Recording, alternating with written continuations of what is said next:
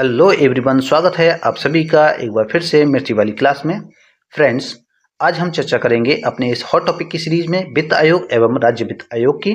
Friends, सबसे पहले मैं आपको बता देता हूं कि ये जो टॉपिक है इतना महत्वपूर्ण है कि UP PCS, Bihar PCS, UPSI यानी कि यूपी दरोगा, बिहार दरोगा और इसी तरह की अन्य परीक्षाओं में पूछा जाने वाला सबसे महत्वपूर्ण और प्रमुख टॉपिक है।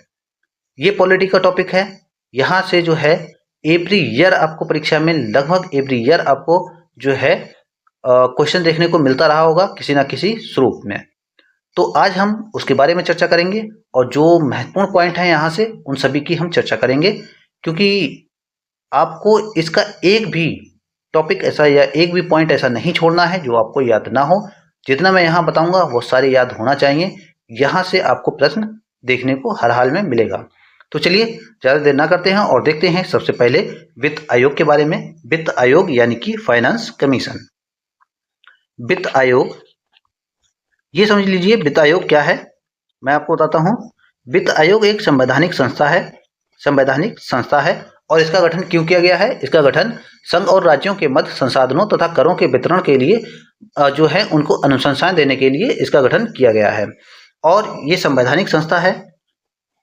संवैधानिक संस्था है, ये आपको याद रखना है।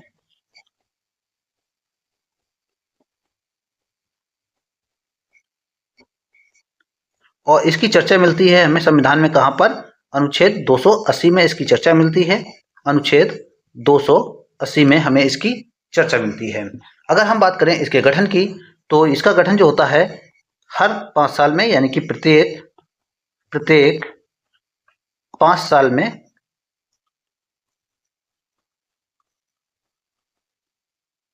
इसका गठन होता है। और इसका गठन कौन करता है? इसका गठन कौन करता है? इसका गठन करता कौन है? राष्ट्रपति। राष्ट्रपति इसका गठन करते हैं प्रत्येक 5 साल में।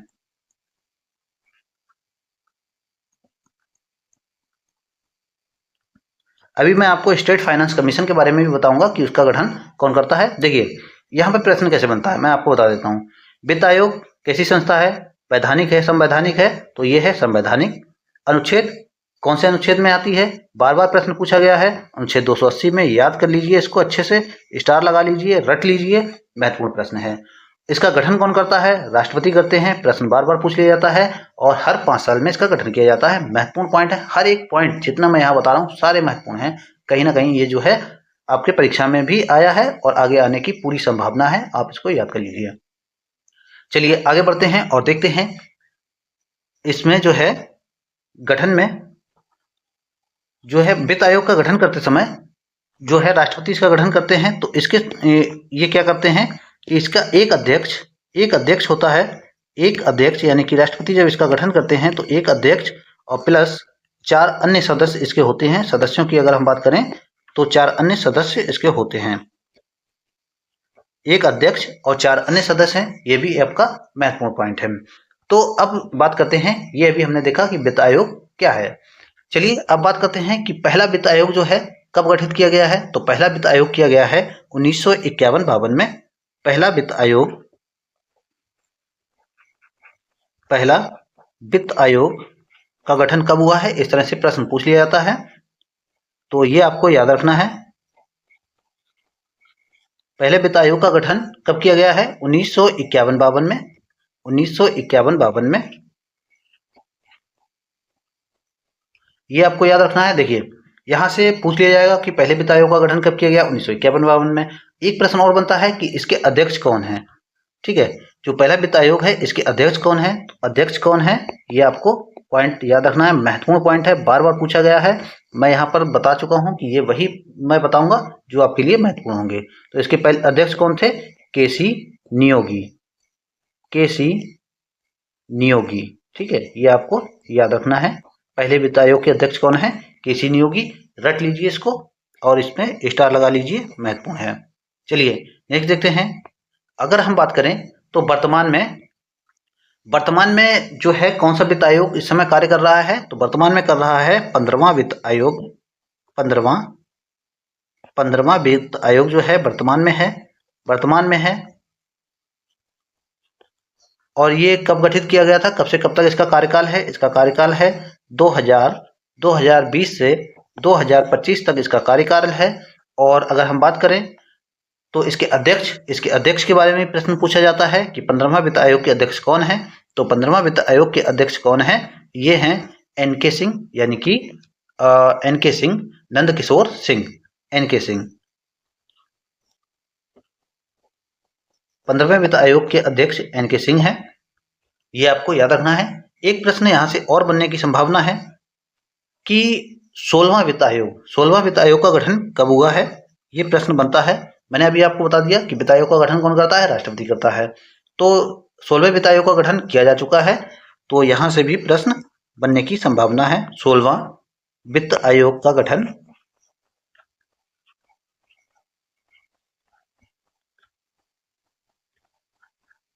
16वां वित्त आयोग का गठन कब होता है, ये होता है 1 अप्रैल 2026 को।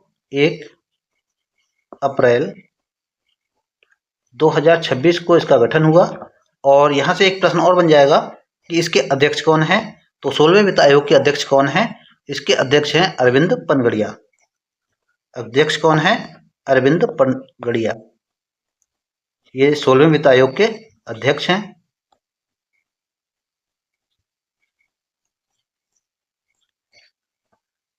तो इस तरह से अभी हमने क्या देखा कि वित्त आयोग क्या है, और वित्त आयोग जो है पहला वित्त आयोग आपको याद रखना है, 15वां वित्त आयोग के अध्यक्ष कौन है और 16वें वित्त आयोग के अध्यक्ष कौन है।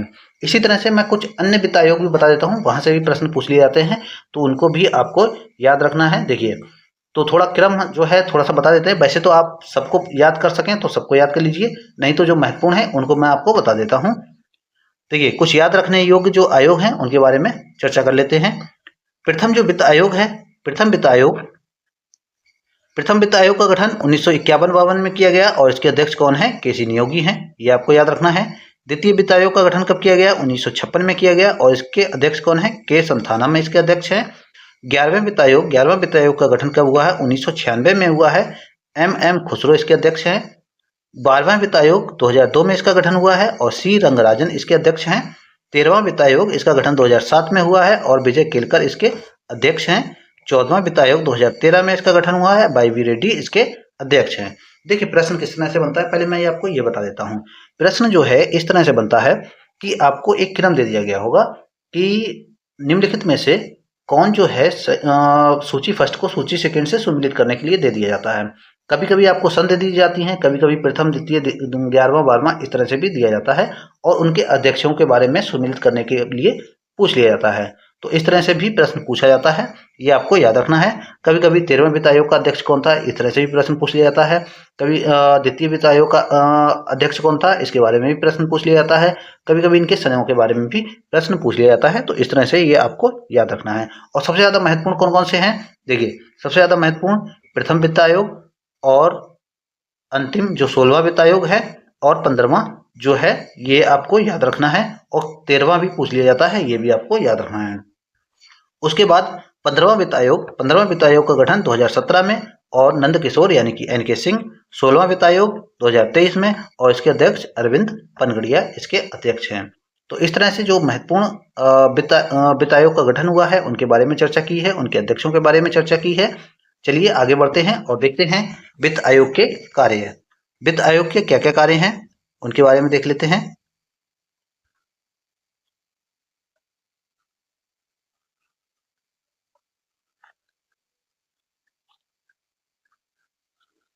चलिए वित्त आयोग के कार्य देखते हैं।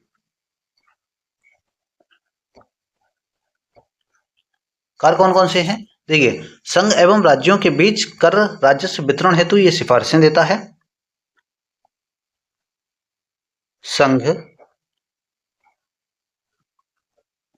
संघ एवं राज्यों के बीच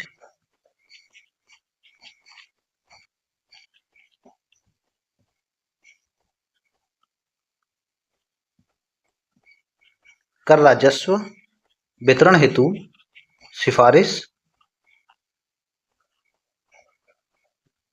करता है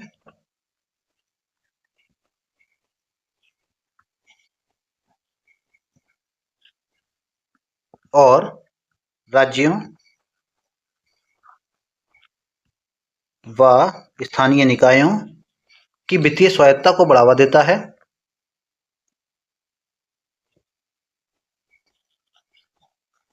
स्थानीय निकायों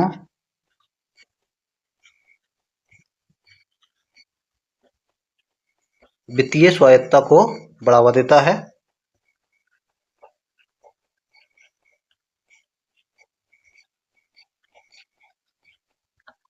और एक अन्य है, आपदा राहत की निधि के आवंटन में दिशा निर्देश भी देने का ये कार्य करता है।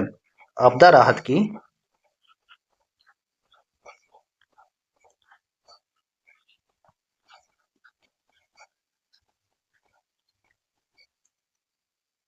आपदा राहत की निधि के आवंटन में दिशा निर्देश देने का कार्य करता है।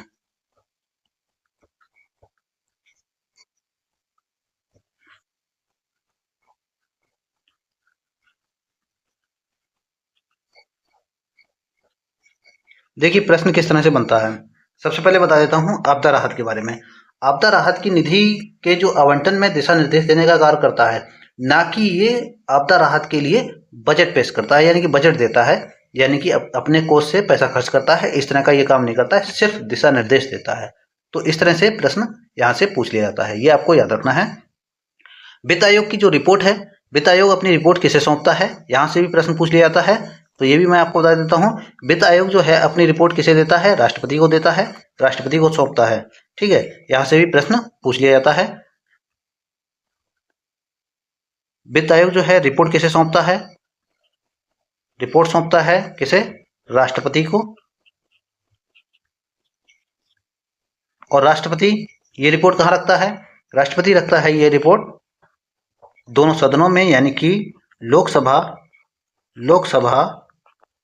और राज्यसभा के समक्ष ये जो है रिपोर्ट राष्ट्रपति रखते हैं। तो ये पॉइंट भी आपको याद रखना है। वित्त आयोग की जो रिपोर्ट है ये किसके समक्ष रखी जाती है, लोकसभा और राज्यसभा के समक्ष। कौन रखता है, राष्ट्रपति रखते हैं। और वित्त आयोग अपनी रिपोर्ट किसे सौंपता है, तो ये जो है राष्ट्रपति को सौंपता है। और अनुच्छेद 280 के अंतर्गत कुछ कर्तव्य भी हैं, उनको आप याद कर लीजिए या थोड़ा सा समझ लीजिए। भारत के राष्ट्रपति को विभिन्न वित्तीय मामलों पर ये जो है सलाह देता है और केंद्र और राज्यों के मंत्रालयों विभागों के लिए निधियों का आवंटन सुनिश्चित करने का कार्य भी ये करता है। चलिए अब देखते हैं नेक्स्ट क्या है, राज्य वित्त आयोग। राज्य वित्त आयोग के बारे में भी चर्चा कर लेते हैं, यहाँ से भी प्रश्न बार बार पूछा जाता है। राज्य वित्तीय वित्त आयोग यानी कि स्टेट फाइनेंस कमीशन, यहाँ से भी प्रश्न पूछ लिया जाता है। यह भी एक संवैधानिक संस्था है, यानी कि वित्त आयोग जो राज्य वित्त आयोग है ये भी एक संवैधानिक संस्था है और इसका गठन जो है, इसका गठन संविधान के अनुच्छेद, ये भी एक संवैधानिक संस्था है।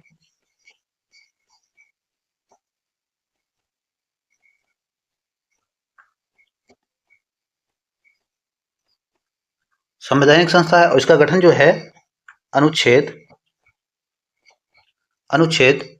243 आई के अंतर्गत किया गया है। और ये जो है 73वें संविधान संशोधन, ये जो है 73वें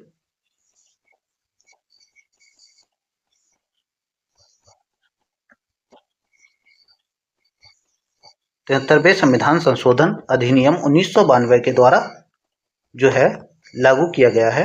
1992 के द्वारा जो पंचायती राज के लिए कानून लाया गया है उसके द्वारा। अगर हम बात करें इसके सदस्यों की और इसके गठन की, तो गठन जो है इसका गठन प्रत्येक 5 वर्ष और कौन करता है, ये करता है राज्य का राज्यपाल इसका गठन करता है, राज्यपाल जो है इसका गठन करता है, ये भी आपको याद रखना है। और अगर हम इसके सदस्यों की बात करें तो इसमें एक अध्यक्ष, सदस्यों की बात करते हैं तो एक अध्यक्ष,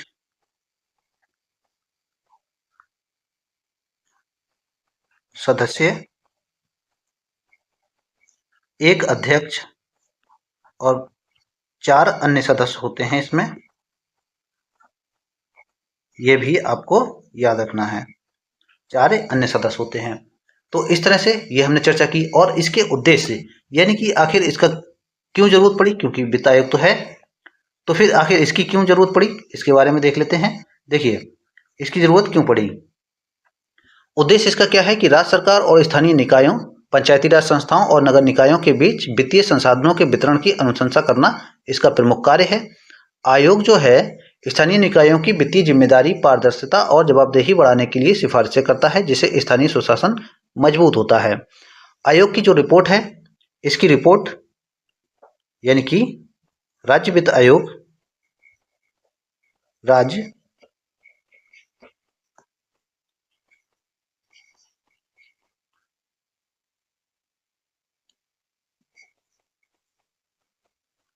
तो राज्य वित्त आयोग की जो रिपोर्ट है ये राज्य के विधानमंडल को राज्य के विधानमंडल में रखी जाती है। राज्य के विधानमंडल में रखी जाती है।